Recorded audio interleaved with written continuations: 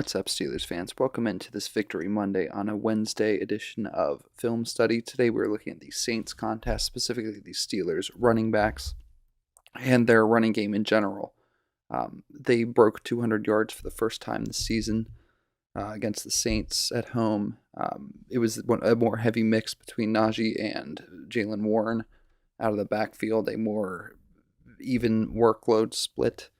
And as we saw, both of them were more productive than we've seen either of them be at any other point this season. And of course, that goes without saying, they don't do it without the big boys up front. None of that is possible. So we'll be looking at all of them here today. This first play is an instance of the split zone, which is a variation on your basic zone running play where they're going to bring their tight end, in this case Connor Hayward, across behind the formation. This play's going this way. These guys, all the linemen are going to start blocking. Their first step is going to be with their left foot, firing off their right foot. They're all heading this way, and then Hayward's going to scrape back across behind the face of the formation to seal off any backside pursuit that might be coming from this guy. So he's going to come back over behind here, and you're going to see what Najee does with the ball. With his own run, he has the freedom to choose his gap. So... And most of the time, it's going to be coming off the backside where the big runs end up coming. So even though it's designed and everyone's going this way, the explosive play potential is going to be a cutback lane over here, and that's what the split zone does really well. Is it seals off this backside pursuit so that Najee has the freedom. You see he's looking there now to leak out that backside if the Saints don't stay gap sound and over pursuit to the play side to get ahead of the run. That's when he leaks out the backside, and who knows how long he's running. In this case, Najee only picks up a couple on this run, but more importantly, they're setting something up that's going to come back into play later. This next play, you're going to see a couple of this duo blocking scheme. You're going to see some double teams here on this dude and this dude, 91 and 97. I'm sorry, it's these two and these two here. So as we start to roll, you see Okorafor and Daniels doubling up on the one D tackle, Cole and Dotson doubling the other D tackle, and then you see their dudes are looking to climb at this point once the blocks are controlled. And they're going to get to the second level. You see this right here. Okorafor completely misses his dude. Nice play by Ellis there. Comes under the block. Misses the tackle, though. And this play is often confused with the inside zone run because of the double teams along the line and the climbing up to the second level. That is a hallmark of the zone run, but you can tell that it's actually a gap block scheme because of these tight ends here. They're executing what's called a hinge technique, where as the play starts, they open up. You see they open up like a door. Whereas on a zone run, all of the linemen would be moving in the same direction on the same track. So you see these dudes on the outside, how they're opening up in opposite directions. That's how you can tell it's a gap and not a zone run here. This next play is an example of the outside zone, and he's going to take it up to the front side of the play, the direction it's designed to go here. And again, in many of these plays, you're going to see Sims or sometimes Pickens running behind, faking the jet sweep, just to give the defense a little extra something to think about. And you see as he's flying behind there, the linebackers adjusting to him and moving over that direction. So it's something they have to account for, just putting an extra something in the defense's head. On this play, they don't give it to him. They just go with Najee. He's taking it, and as I said, on the zone runs, the offensive line's all on one track. Their first steps all with their right foot firing off their left. As I run it back and forth a couple of times here, you can see they're all doing the exact same thing, heading the same direction, all working as a unit. That's how you can tell it's a zone run here. And you see how that gap opens up, that hole, and Najee just plows right through it. And actually, he might have broken this for a touchdown had he not tripped over Dan Moore's leg right here.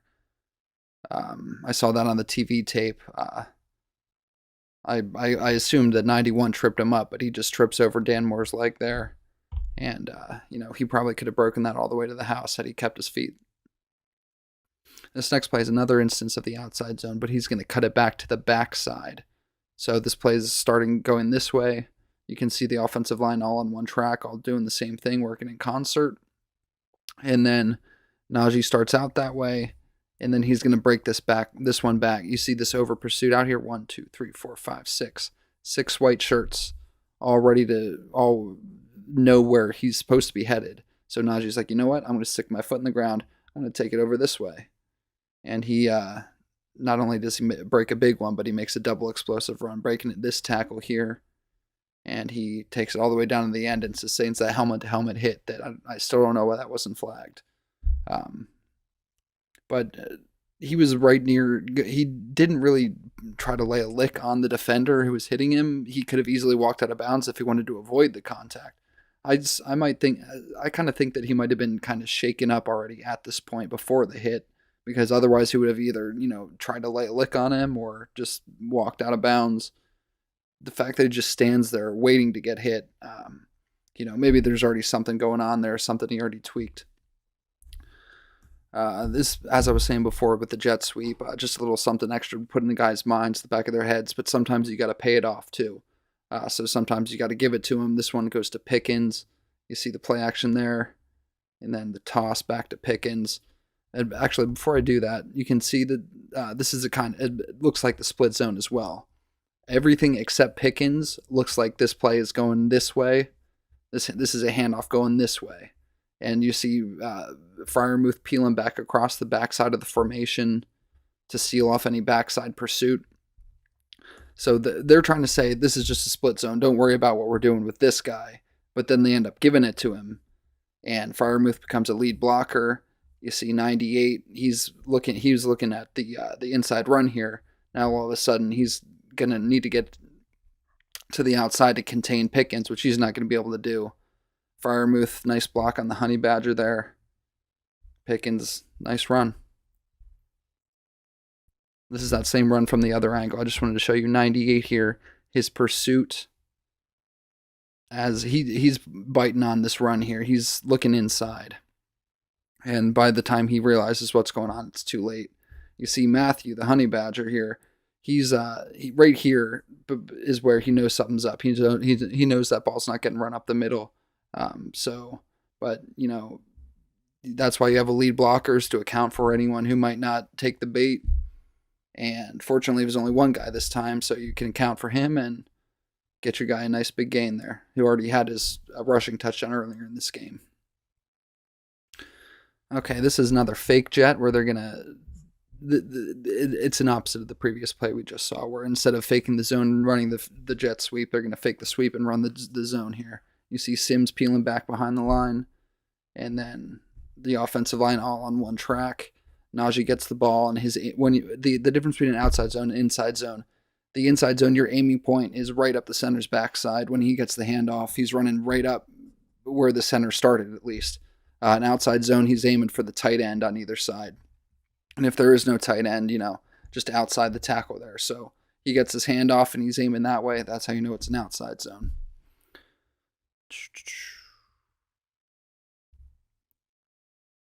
There's a nice little cut up here where that's the nice thing about the zone play is you don't have to follow the script of the play. Once you see the hole, hit the hole. He doesn't have to sweep this all the way around the edge. He found a crack, a crease. He got skinny, got through it, made him pay. He's so hard to bring down too, Najee Harris is. This next play at the goal line, Kenny's QB sneak. You can see it better from the other angle. The center just gets blown up, Mason Cole does, by this D tackle coming through, getting massive penetration. But what Kenny does is, you heard it on the QB sneak earlier that he had on the fourth down play, where he noticed that the center was uncovered. There was a guy shaded over this way, but nothing over here. So Kenny just stuck his foot in the ground and went right up into that gap. On this situation, Kenny sees covered, nobody over here. So what he's going to do, he's going to take the snap, and move 2 gaps over, and come right into this open gap, and just right into the end zone, right there. And most QB sneaks, you think they just take the snap and go right up the middle.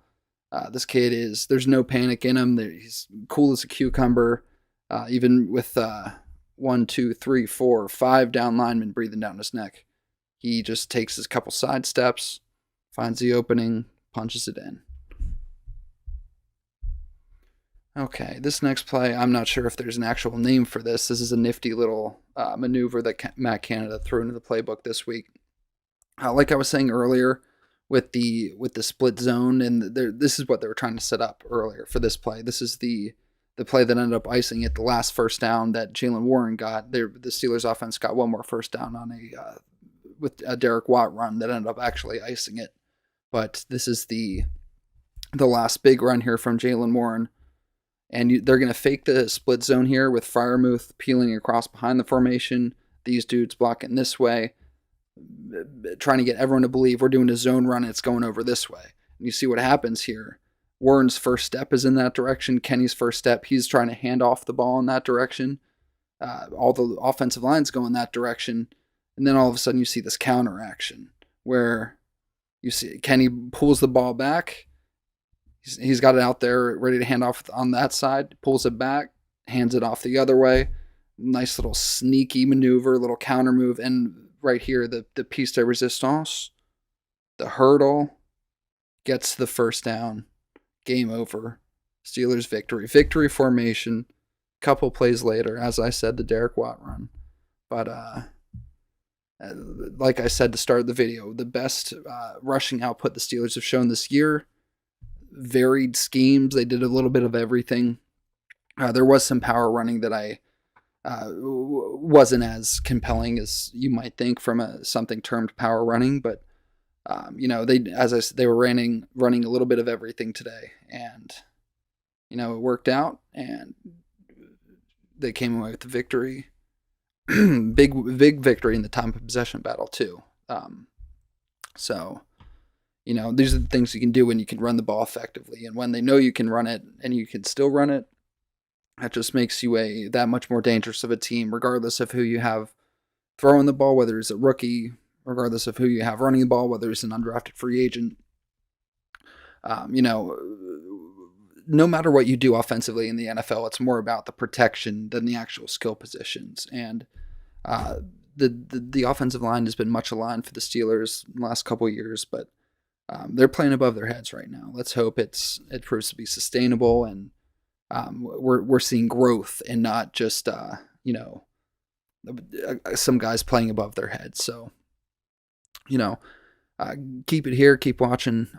It's exciting to watch the Steelers grow and taking a deeper look behind the action. I hope you learned a little something, and I'll talk to you next week.